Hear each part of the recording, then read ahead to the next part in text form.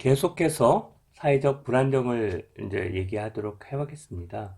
다시 한번 말씀드리지만 직업도 소득도 더 나은 삶의 기대감도 상실된 여러 가지의 그러한 사람들이 코로나 시대 이후에는 더 많아질 겁니다.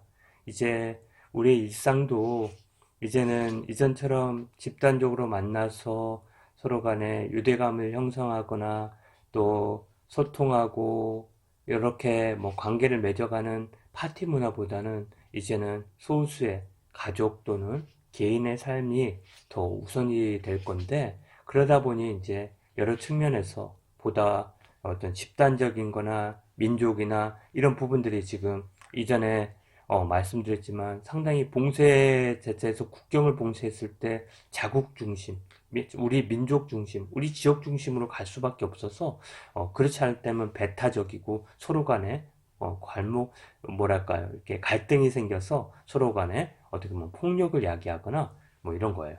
아시안계 코로나 주범으로 낙인되고 폭력 현상이 일어나죠. 흑인에 대한 강경한 진압으로 사망으로 인종차별 등 사회적인 위기가 고조되는 게 바로 이러한 사회적인 불안정의 예시인데요.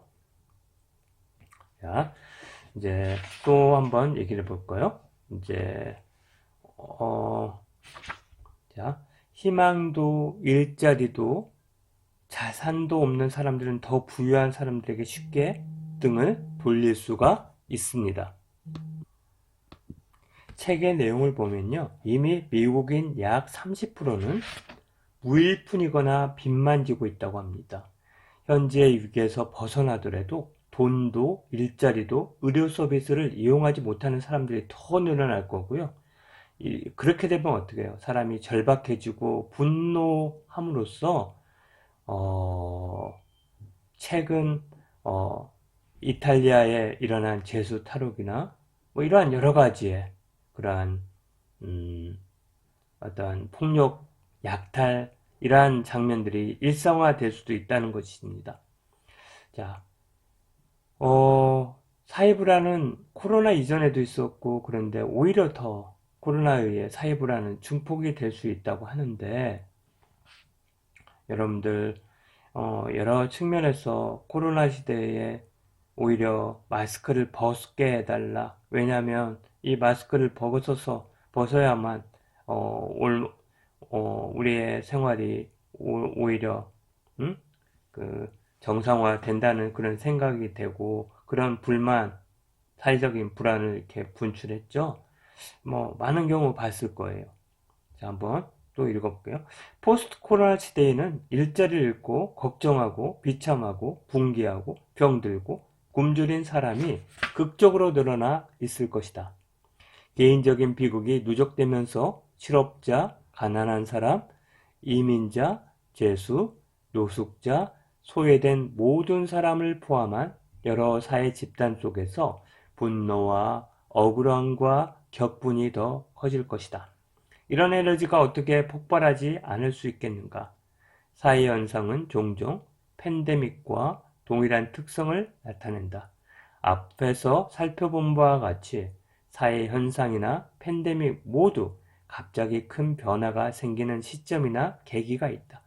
빈곤, 박탈감, 무력감 등이 일정 수준에 이르면 파괴적인 사회 행동이 최후의 선택 수단이 되는 경우가 흔하다.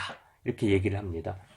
자, 이것처럼 이제 너무나 코로나로 인해서 삶이 지치고 또 경제적인 어떠한 소득이 떨어지고 그러면 이런 불만들을 어떻게 하겠어요? 결국은 사회적으로 어떠한 어, 파괴적인 사회적 행동으로 나타날 수 있겠죠. 응? 이런 것들이 이제 사람들에게 불안정하게끔 불안감을 느끼게 하는 뭐 이런 행동이 될 수 있겠죠. 여기에 어떤 비행이 더 나타날 수 있겠죠. 그죠? 코로나 위기 초기에 저명 인사들이 공통적으로 이러한 우려를 지적하면서 전 세계적으로 높아지는 사회 불안의 위험에 대해 경고했다. 스웨덴의 산업가인 야코프 발렌베리도 이들 중 한 명이다. 그는 2020년 3월 다음과 같이 썼다. 위기가 장기간 지속되면 실업률은 20%에서 30%에 이르고 경제는 20%에서 30%까지 역성장할 수 있다. 회복은 기대할 수 없을 것이다.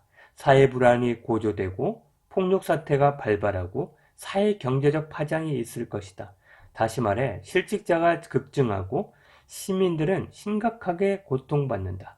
죽는 사람도 생기고 사는 게 끔찍하다고 느끼는 사람도 생긴다. 전 세계에 몇 가지 이런 발렌베리가 이렇게 얘기했어요. 그래서 또 네 개를 조금 더 읽어보면 전 세계 많은 나라에서 실업률이 20% 30% 넘고 2020년 2분기에 대부분의 경제가 이전에 걱정스럽게 여겼던 수준을 뛰어넘어 마이너스 성장을 하면서 우리는 이제 발렌베리가 걱정스럽다고 생각했던 기준을 넘은 이미 우려를 했어. 2020년 3월에. 근데 6월 말에 보니 오히려 마이너스 성장이 되면서 그 걱정스럽다는 것을 훨씬 뛰어넘었어. 앞으로 상황은 어떻게 전개될까? 사회 불안이 발생할 가능성이 가장 높은 곳은 어디일까? 사회는 어느 정도 불안해질까? 조금 더 읽어보면서 여러분들 책의 내용들을 살펴볼게요. 코로나19는 이미 전 세계적으로 사회 불안의 물결을 일으켰다. 미국에선 2020년 5월 말 경찰의 과잉 진압으로 인해 비무장 상태인 흑인 남성 조지 플로이드가 사망한 사건 이후 흑인의 목숨도 중요하다라는 시위가 시작됐고 사회 불안은 전 세계로 빠르게 확산됐다. 이때 코로나19가 결정적인 역할을 했다. 플로이드의 사망은 사회 불안에 불을 지핀 불꽃이었지만 코로나19가 더 확실히 드러내준 인종 불평등과 실업률 상승 등의 문제는 시위를 증폭시키고 유지해주는 연료였다. 어떻게 그럴 수 있었을까? 지난 6년 동안 100명 가까운 아프리카계 미국인들이 경찰서에서 구류된 채 숨졌지만 전 국가적인 봉기를 촉발한 건 프로이드의 죽음이었다. 따라서 앞에서 지적한 것과 같이 미국 흑인 사회에서 불균형적으로 영향을 미친 코로나19 사태 와중에 이러한 분노가 폭발한 게 우연이 아니다. 2020년 6월 말 현재 미국 흑인들의 코로나19 치병률은 미국인에 비해 2.4배나 높다. 이와 동시에 미국 흑인들의 일자리는 코로나19 사태로 인해 급강하고 있다. 놀랄 일도 아니다. 아프리카계 미국인과 백인 미국인의 경제 사회적 격차가 워낙 심각하다 보니 거의 모든 면에서 흑인 노동자들은 백인 노동자에 비해 불이익을 받고 있다. 2020년 5월 아프리카계 미국인의 실업률은 16.8%, 전국 실업률은 13.3%로 사회학자들이 정기적 가용성이라 부른 현상에 부합할 정도로 아주 높은 수준이다. 정기적 가용성이란 정규직의 축소가 사회운동 참여율을 높이는 경향을 말한다. 우리는 흑인의 목숨도 중요하다는 운동이 어떻게 진화될지, 그리고 만약 이 운동이 계속된다면 어떤 형태가 될지는 모른다. 그러나 이 운동이 인종 문제보다 더 광범 문제로 변화되고 있음을 보여주는 조짐들이 있다. 제도적 인종차별에 맞서는 시위는 좀 더 일반적인 차원에서의 경제적 정의와 포용주의에 대한 요구로 이어졌다. 앞에서 설명한 불평등 문제에 대해 이러한 요구가 이어진 건 논리적으로 타당하다. 이러한 위험들이 어떻게 상호작용하고 서로를 좁혀지는지를 잘 보여준다. 이렇게 제시가 되고 있어요. 또 조금만 더 읽어드리고 수업 내용을 제시하도록 하겠습니다. 어떤 상황도 돌이킬 수 없는 건 아니며 당기기만 하면 무조건 사회 불안이 야기되는 기계 방아쇠 같은 건 없다. 사회 불안은 다수의 요인으로 인해 생기는 집단적인 인간 행동 역학과 마음가짐의 표현이다. 이렇게 제시가 됐죠. 그래서 여러 가지 측면에서 이렇게 소득이 감소하거나 실업급여 정책 수단이 없는 나라에서는 오히려 더 미국보다 더 혼란이 심할 겁니다. 이렇게 또 한번 볼게요. 미국처럼 개인주의가 강한 사회는 남유럽처럼 연대의식이 강하거나 북유럽처럼 소외 계층을 도울 수 있는 사회 시스템을 갖춘 유럽이나 아시아 국가보다 더 위험할 수 있다.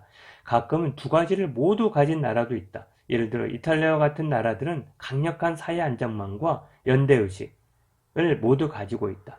비슷한 맥락에서 지나칠 정도로 많은 아시아 국가들에 퍼져 있는 유교는 개인의 권리보다 의무감과 세대 간의 연대를 우선시한다. 그것은 또 공동체 모두의 이익이 되는 조치와 규칙에 높은 가치를 둔다. 물론 그렇다고 해서 유럽이나 아시아 국가에선 사회 불안이 일어나지 않는다는 뜻은 아니다. 전혀 그렇지 않다. 프랑스의 경우 노란 조끼 시위를 통해 증명됐듯이 튼튼한 사회 안정을 갖추고 있어도 사회적 기대감이 채워지지 않는 국가라면 폭력적인 사회 불안이 지속적으로 분출될 수 있다는 것이죠. 사회 불안은 경제와 사회복지에 모두 부정적인 영향을 미치지만 정부뿐만 아니라 기업과 다른 조직이 올바른 정책을 추진함으로써 위험을 완화할 준비를 해야 한다는 게 이 사람의 주장입니다. 여러분들 우리나라도 마찬가지예요. 사회 불안정이 굉장히 강하죠. 직업 잃고 또 소득도 급감했을 때 어떻습니까? 스트레스가 불안이 야기되어서 오히려 상당 부분 비행이 나타나고 그럼으로써 우리가 상당 부분 불안해하는 이런 측면들은 더 가중될 수 있습니다. 자, 그래서 여기 한번 볼게요. 직업도 소득도 더 나은 삶의 기대감도 상실로 이러한 기대감 상실로 인해서 불안감, 분노, 스트레스, 우울을 초래하거나 증오범죄나 폭력, 폭동, 정부의 봉쇄 조치에 대한 과격한 시위가 발발해서 상당한 사회적 위기나 불안감이 야기된다. 또 개인주의가 강한 사회는 집단연대와 사회적 통제가 강하거나 소외계층을 도울 수 있는 사회복지 시스템을 갖춘 사회보다 더 위험할 수 있다. 아까 전에 금방 읽었어요. 그래서 어떻게 보면 사회복지를 갖추고 서로 간의 연대를 강조하고 서로 간에 개인이 피해받는, 그러니까 개인이 피해받고 그러더라도 전체 사회적인 전체를 위해서 개인이나 소수는 희생될 수 있고 견고한 이런 부분에 있어서는 좀 더 어떤 사회적인 제재 혹은 정부의 어떤 개입을 해내 갖고 어떤 이러한 불안정을 해소하거나 오히려 폭동 같은 거를 진압하는 거를 용인할 수가 있는 거죠. 그런 덜 위험하게 될 수가 있는 겁니다. 자, 그래서 어떻게 합니까? 이제 정부는 사회 안전망을 구축하고 이렇게 소외계층, 취약계층에 대해서 보건이나 교육이나 이런 복지 같은 것들을 제공하죠. 그래서 이제는 경제부양뿐만 아니라 그런 취약계층의 어떤 부분에 있어서 국가의 세금을 더 많이 써서 그들을 지금은 안전하고 혹은 그들의 어떤 기초 생활을 보장할 수밖에 없는 지금 사태에 이르르죠. 미국도 그러잖아요. 경제적인 부양뿐만 아니라 모든 국민에게 상당 부분 헬리콥터 머니를 줌으로써 어떻게 보면 생활을 유지하게끔 하고 또 경제를 활성화시키는 측면도 있고 또 한 방면에는 어떤 건강이나 실업급여 모든 국민에게 무료로 백신을 맞게 한다거나 이런 측면에서 막대한 돈을 쏟음으로써 어떻게 보면 사회적으로 취약계층의 어떤 건강이나 이런 안전을 유지시켜 주려고 하는 그런 움직임이 되기 때문에 적은 정부는 이거예요. 적은 정부는 가급적이면 사람들에게 세금이나 기업에 세금을 안 붓고 경제적인 주체들의 어떤 자유로운 활동을 보장, 그러니까 시장 경제를 오히려 더 촉진하고 더 활성화하고 하는 게 작은 정부예요. 국가가 최소한의 역할만 한다는 거예요. 아담 스미스나 이러한 그게 바로 신자유주의고요. 어떻게 보면 또 큰 정부는 뭐냐면 국가가 세금이나 이런 부분들을 많이 걷어서 국가가 많은 사회적인 거, 경제적인 것들을 개입해서 국가의 역할을 크게 하는 거, 이거를 갖다가 큰 정부라 그래요. 그러나 포스트 코로나나 코로나19에서는 정부의 역할을 또 확대, 큰 정부를 지향한다는 겁니다. 그래서 보건, 교육 등의 책임을 개인의 성장, 개인과 시장에 떠넘기기보다는 사회 이익을 위해서 어, 어, 큰 정부가 또한 개인에 대한 현금 지원, 건강 및 실업 급여 등 사회 보장을 더 강화하는 방향으로 나아가야 한다라는 게 지금의 코로나 이후에 정부의 기조일 겁니다. 이제 어느 정도 이제 코로나19가 끝나고 사회나 경제적인 게 안정화가 되면 다시 작은 정부로 넘어갈 수도 있겠죠. 그러나 이제 가급적이면 사회 불평등이나 안전망을 확보하기 위해서 정부의 역할이 더 커질 수밖에 없다. 네, 이렇게 얘기가 될 거고, 이런 그 유튜브 같은 거를 잘 한번 보세요. 그렇다면 여러분들 민간 여러 가지 측면에서 보건, 안전, 고용, 복지 등이 이렇게 그 회복력, 그러니까 어쩌면 안전망이 확보가 되고 경제 회복력을 동시에 갖추려면 민간 협력 체제가 필요한 거예요. 그렇다면 여러분들 교육에서의 안전망은 어떨까요? 수업 동영상을 보시면서 한번 살펴보시기 바랍니다. 자, 일부 내용들의 책의 내용을 한번 또 간단하게 또 읽어 드릴 수 있는 부분들을 한번 제공을 해 보겠습니다. 자, 수십 년 전에 서양 세계는 국가 역할을 대폭 축소했습니다. 그러나 지금은 코로나19가 가한 것과 같은 대규모 외생적 충격이 순전히 시장 기반의 솔루션만으로 해결될 수가 없기 때문에, 그러니까 시장을 자유시장을 두고 경제적인 그런 보이지 않는 손해에 의해서 어떤 경제 부가 또 경제적인 그런 이익들이 창출되면 그런 이익들은 다시 낙수 현상으로 해서 많은 사람들에게 그런 혜택을 준다라고 생각을 지금까지 해왔는데, 코로나 바이러스가 생김으로써 그렇지 못하다는 거예요.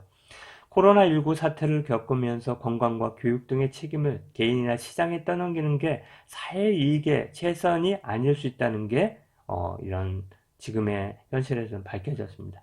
그 결과 사회보험이 더 효율적이라는 인식이 커지고 있고, 그 다음에 정부가 공공의 이익을 증진시킬 수 있고, 사회복지를 더 증가시키는 게 더 합리적이고 더 선이라는 것들을 요즘에 생각을 하고 있다는 거예요.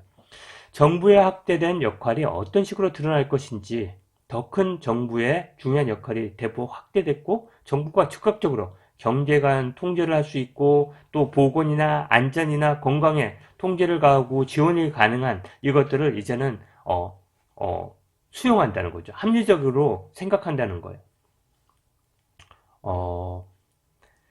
여러분들 그 2020년 4월 코로나19가 전 세계를 휩쓰기 시작했을 때 전 세계 정부들은 극빈자들의 기본 욕구를 지원하고 가능하면 일자리를 보존하고 기업의 생존을 돕기에 마치 팔국의 마셜 플랜, 제2차 세전 후 47년부터 51년까지 대원조 계획 같은 이러한 마셜 플랜을 동시다발적으로 여러 국가에서 실시했고요. 수조 달러에 달하는 경기 부양책을 발표했고, 또 여러 가지 측면에서 현금을 지원하고 사회복지를 확대하고 사회 안전망을 확보하는 그러한 일들을 하게 되었다는 거예요. 건강이나 실험보험들을 더 강화시켜서 사회 안전망을 더 강화시키기도 하고요. 여러 가지 수당의 연장이나 병가나 이런 것들을 더 강화시켜주는, 요즘에 우리는 아프면 나오지 말라 그러죠. 이렇게 해서 받은 피해들은 국가에서 보상해 주겠다. 왜? 그렇게 하는 것이 오히려 사회적인 비용을 더 줄이니까 감염을 할 그런 가능성을 낮게 해주니까 이렇게 생각할 수가 있다는 겁니다. 그래서 조지프 스티글리프 노벨 경제학상을 받은 경제학자는 이렇게 주장했답니다. 가장 먼저 해야 할 일은 공공부분, 특히 복잡한 사회가 직면하고 있는 수많은 위협으로부터 우리를 보호하고 미래 번영을 좌우할 과학, 고등교육 발전을 후원하기 위해 고안된 공공부문의 투자 자금을 지원하는 거다. 연구원과 교사, 그들을 지원하는 기관 운영에 도움을 주시는 사람들처럼 생산적인 일자리가 빠르게 창출되는 분야들의 말에 이런데 아주 적극적으로 국가가 투자를 해야 된다는 거죠. 이제 요 부분은 이제 여러분들에게 이 정도 얘기를 하고 그다음에 이제 여러분들 그 사회 계약을 이렇게 사회 계약은 그 누소나 홉스가 기본적으로 개인의 어떤 전제 국가로부터 어떤 정부의 역할을 고려하면서 정부의 역할은 어떻게 해야 되느냐? 개인과 개인의 관계, 개인과 제도의 관계를 원만하게 할 수 있는 하나의 감시자 역할만 해야 된다. 자, 이게 이제 보면 개인과 제도 사이를 관계를 지배하는 합의나 기대의 집합. 그러니까 어떤 개인과 개인 사이의 법이나 여러 가지 어떤 규칙들을 만들어서 원활하게 유지하게끔 하는 역할을 하는 게 정부의 역할이고 이게 그렇다는 거예요. 그래서 어떻게 사회적 지위와 부를 배분하고 개인과 집단의 사회적 관계와 질서를 유지하게 한 사회적 합의를 도출해서 법규나 정책들을 만들어 가지고 구성원들 간의 원만한 관계를 유지하도록 하는 그런 것들이 사회 계약설의 얘기거든요. 그래서 여러분들 제가 여기 두 개 보면 사회적 계약설이 뭔지 이렇게 제시를 해놨어요.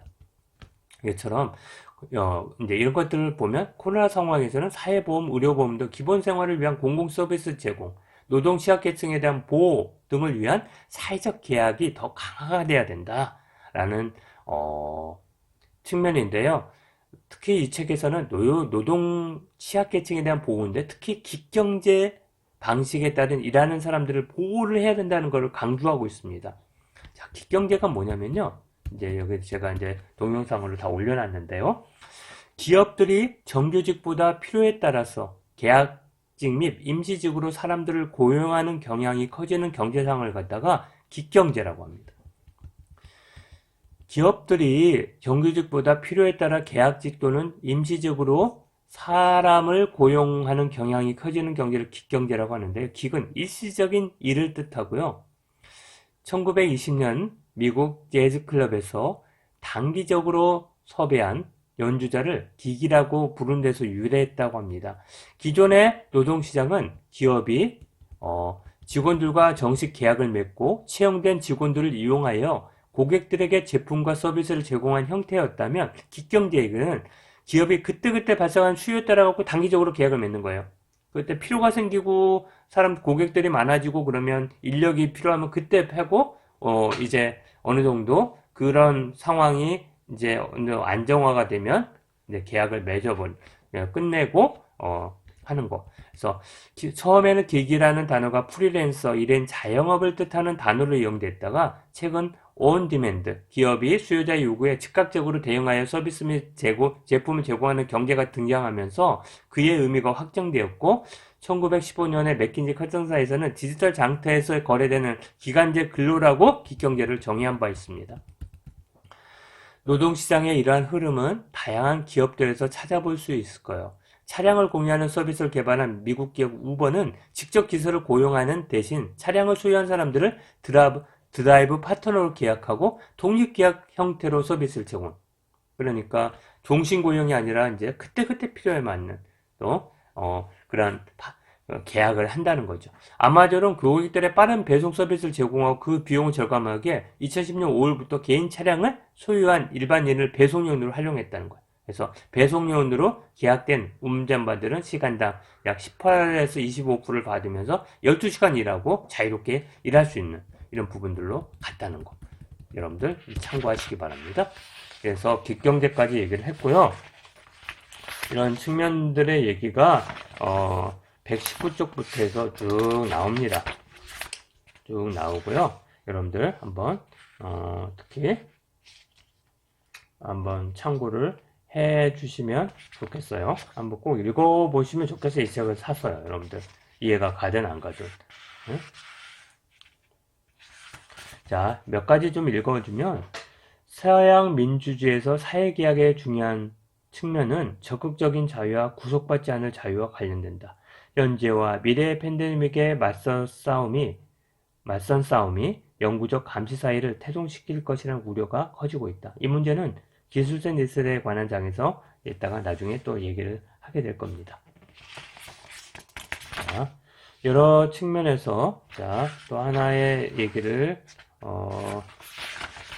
읽어보면 우리 계약 조건의 총체적 재정의는 현재 실질적인 도전을 미래의 희망과 연결시키는 획기적인 과제가 될 거다. 헨리 키신저는 우리에게 역사적으로 지도자들은 미래를 건설하면서 위기를 관리하는 도전에 맞서왔다. 실패했다간 세상이 불이 붙을 수 있다라고 말했다. 우리는 미래의 사회계약이 그럴 등고선을 고민하면서도 그 계약에 따라 살아야 할 젊은 세대의 의견을 무시해버린다.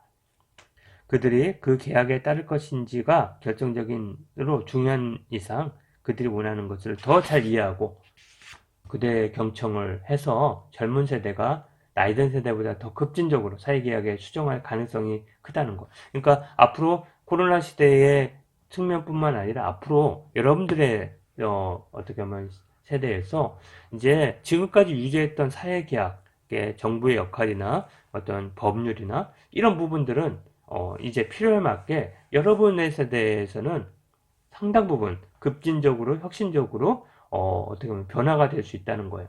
코로나19는 그들의 삶을 뒤집어 놓았고 심각한 불황 속에서 수백만 명이 경제활동에 나설 예정인 가운데 전 세계 모든 세대는 경제적 그리고 혹은 사회적 불안에 시달릴 것이다. 그로 인해 영원히 지울 수 없는 상처를 받을 수 있다. 또 많은 학생들이 학제 근백으로 인해 빚진 상태로 사회생활을 시작하게 되는 것도 장기적으로 이러한 파장을 일으킬 수 있다. 그래서 여러분들 이렇게 코로나19로 해가지고 다양한 현상이 있으니 이제는 이 현상을 하기 위해서 다양한 지금까지 유지되었던 어떤 이러한 사회적인 계약의 상태를 과감하게 파괴하고 이제 어떤 새롭게 나타난 현실에 맞는 사회계약이 나타날 수도 있다. 이러한 측면들을 지금 이 책에서는 제시를 하고 있습니다. 여러분들 어쨌든 이 시간에 주어지는 여러 가지 동영상을 함께 보시면서 한번 이런 책의 내용들을 잠시 소개했으니 여러분들 한번 이 책을 꼭 한번 읽어보시기 바랍니다. 수고하셨습니다.